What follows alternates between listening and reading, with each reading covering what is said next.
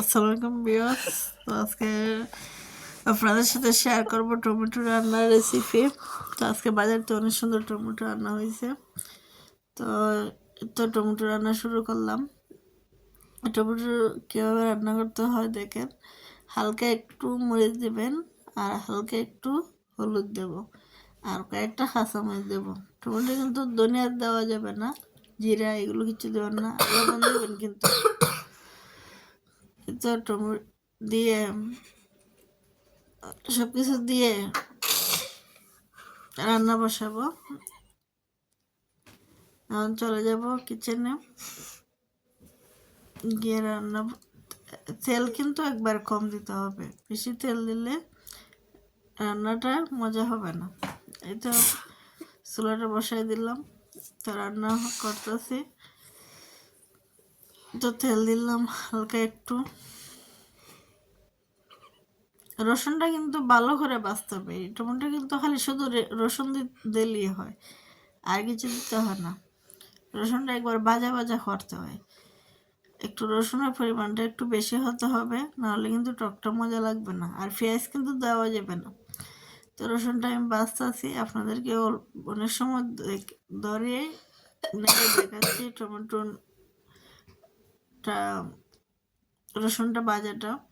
তবে রসুন বাছতে একটু সময় নিয়ে বাছতে হবে, ধৈর্য ধরে, না হলে কিন্তু টকটা মজা স্বাদ আসবে না। স্বাদ আসতে হলে টমেটোটা কিন্তু ভালো করে, রসুনটাকে ভালো করে বাছতে হবে। আর রসুনটা যে সময় একবার বাদামি কালার হয়ে যাবে, তখন গিয়ে আমি টমেটোটা দেবো। এই তো নাড়তাছি,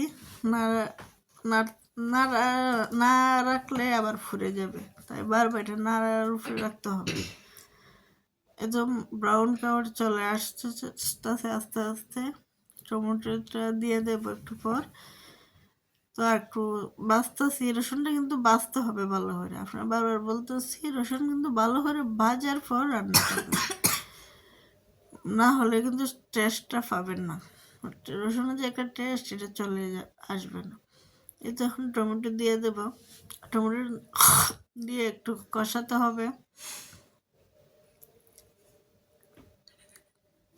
পেঁয়াজ এখন ব্রাউন হয়ে চলে আসছে, এখন টমেটোটা দিয়ে দেব। টমেটো কষানো, হালকা একটু পানি দিতে হবে, না কিন্তু পুড়ে যাবে। তো আবার একটু দেবেন, বেশি না, জাস্ট খালি মশলাটা কষানোর জন্য। টমেটোতে কিন্তু অনেক পানি উঠবে, এই পানি টমেটো রান্না হয়ে যাবে।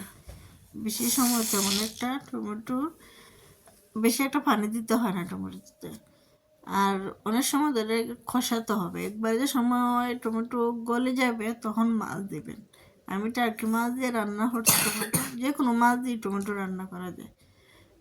স্বাদ মতো লবণ দিবেন মনে করে, লবণ না দিলে কিন্তু আবার তরকারির স্বাদই শেষ।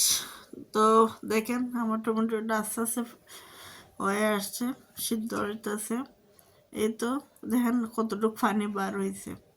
এই পানি নিয়ে আমার টমেটোটা সিদ্ধ হয়ে যাবে। তারপর সিদ্ধ হলে পর মাছ দিয়ে দেব, আর মাছ দেওয়ার পর ঝোল দেব। পানি কিন্তু আগে দেওয়া যাবে না, টমেটো একবার গলার পর পানি দিতে হবে। এই তো দেখেন অনেকগুলো পানি বের হচ্ছে টমেটোর থেকে। এখন মাছ আর পানি দিয়ে দিলাম। তো আমার টমেটোর কালারটা কেমন আসছে দেখেন। আর এদিকে মুরগির মাংস গরম। আসসালাম।